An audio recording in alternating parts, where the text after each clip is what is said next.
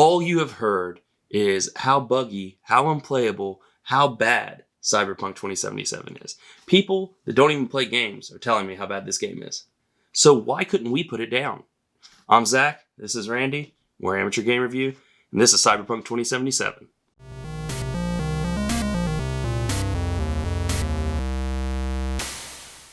We're a pretty small channel, so we're definitely not the first review you've watched, so you've heard how bad, how many bugs there are, and how unplayable this game is, so let's save that for last. I really want to touch on all the good points, so let's dive into all the positives. The first positive I would say would be graphics. When everything in your area loaded, yes, graphics were beautiful. But more than just the graphics, the city itself, the art style, the way everything looked, magical. Like, honestly, magical. Yeah, like, I love RPGs, but it's been a long time since an RPG actually made me, it's a role-playing game. Like, you're supposed to feel like you're there. I felt like I was there sometimes. There were sometimes I felt like I was V. It was a very immersive game. We'll give it that. Super immersive. And a lot of that is the way the city looked. I felt like I was down there, like the fog in the street, or like you're walking through an alley. And it's like there were times I was like, I am a badass in this city, and I'm about to steal something. Like the immersiveness of the game, like whatever you want to call it, the atmosphere, the art style. The art style was excellent. Yeah. But like when it loaded, man, there's a reason that there was so much hype. Like when it hit, you know. Atmosphere and all that aside, wouldn't even matter if the gameplay sucked. But the gameplay didn't suck. Like, no matter how you wanted to play the game, you could play it like the way you wanted. If you wanted to go stealthy, you could go stealthy. If you wanted a first-person shooter, you go first-person shooter. If you wanted to just make a intelligent hacker type person, there wasn't much you could do. The hacking I really did like. That's everything that Watch Dogs wish it was. You know what I'm saying? That's what I was literally going to say. I was going to say, this is what Watch Dogs wishes it was.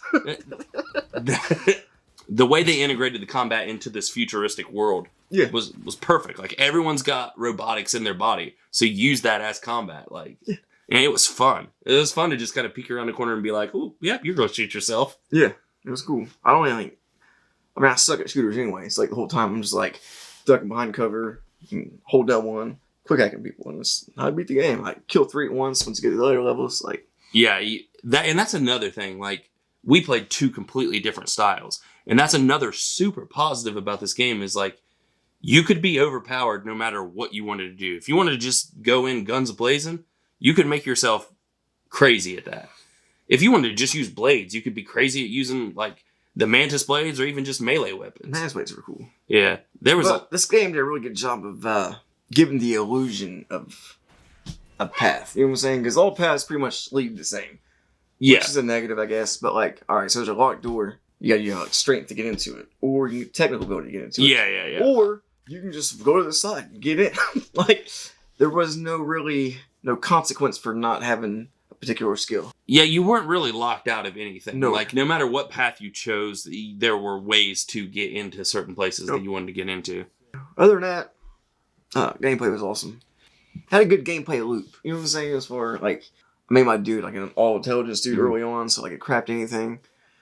But there was a couple tricks that I don't know to depth. I'm sure they knew about it. Like, as far as making the Max Stock Mark IIs, so you can make them for like this many components, then disable them or disassemble them for like 10 times more.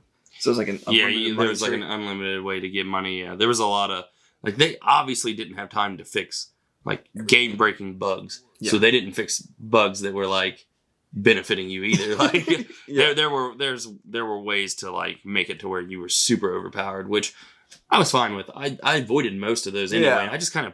I honestly, and this was one of the biggest reasons I really enjoyed the game. We were talking earlier about immersion. I honestly just felt like I was in the game, and I played it. Someone called me on my phone. I answered the phone. Like I was like, "Yo, Judy, what's up? What you got for me?" Like, it was so much fun, and that brings us into story, by the way.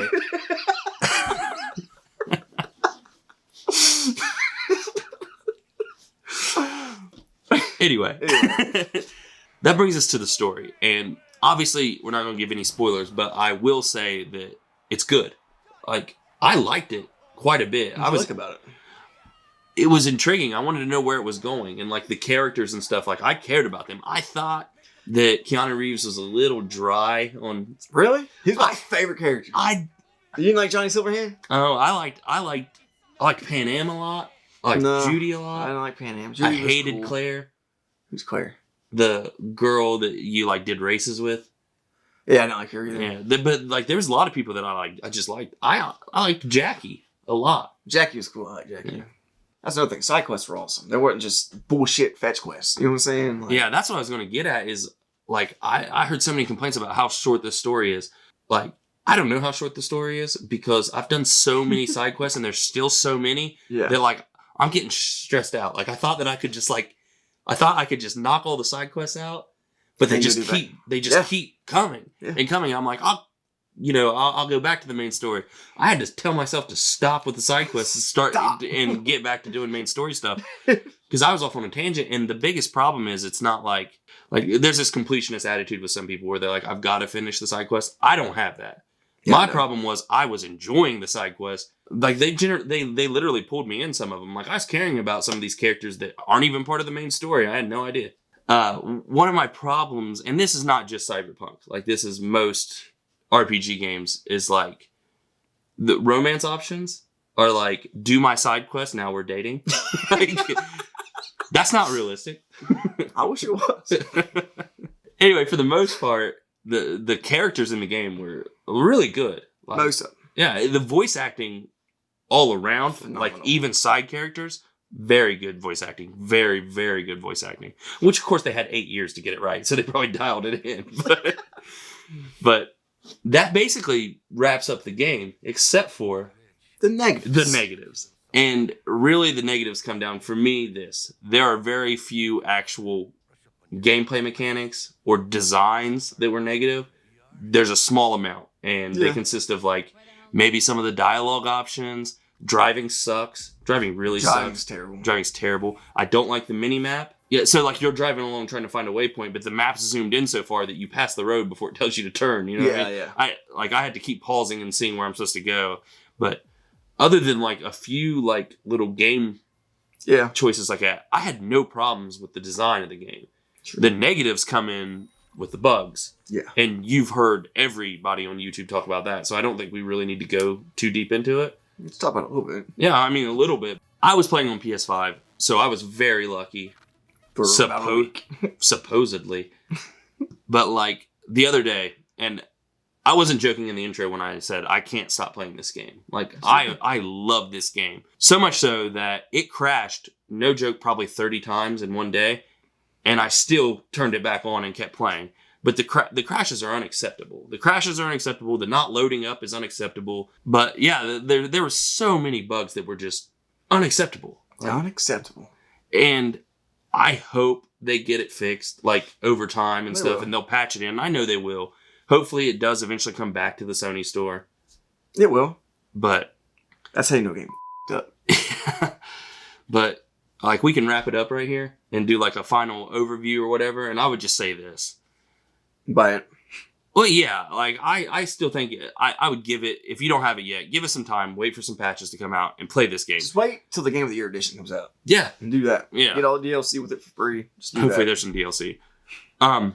Here's the thing with the game. Right now, as it stands right now, if there were no bugs, I'll give it a 9.5. I absolutely love this game.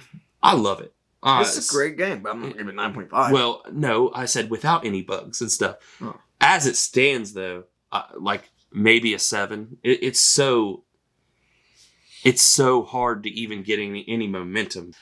Without bugs, I'll give it 8.4. Okay. 8.7, maybe. It's random numbers, but yeah. And I'm not even going to rate it with bugs, because it's not worth doing. Yeah, it's really not. Here's the thing with Cyberpunk. This could have been Game of the Year in 2021 if they would have just waited 6 more months. Yes, it would have pissed everybody off. Bad. Could you imagine the riots in the street that have been going on? It could not have been worse than what's going on now. Nope. Everyone's so mad now. They should have just waited another 6 months or so, or maybe even a year if they had to have. And the game that is there, if they would have just fixed it and stuff before they put it out, great. They put themselves in a box. because they announced this game way too early. Mm-hmm. They've been talking about it forever. They've had 17 deadlines pushed back already. Mm-hmm. So if they would have pushed it back one more time, there have been riots in the street. People have been setting shit on fire, sending death threats. It's been all bad. I still think that would have been the right move. Final thoughts on Cyberpunk. Wait until it gets patched completely and it's fixed and it's playable, and then absolutely go and play it. Like, it is an amazing game. It just needs... It needed more time. So give it a little bit more time and then pick it up and play it. Well, that about wraps up everything we got to say about Cyberpunk. As always, my name is Randy. This is Zach. We are Amateur Game Review. Check out our Twitter and our Instagram. The links will be in the description below. Don't forget to like, comment, and subscribe. We are out. If you're wondering why I'm laughing so hard, it's because that was the 37th time he... Well, that was our thoughts. Crap, I messed up again.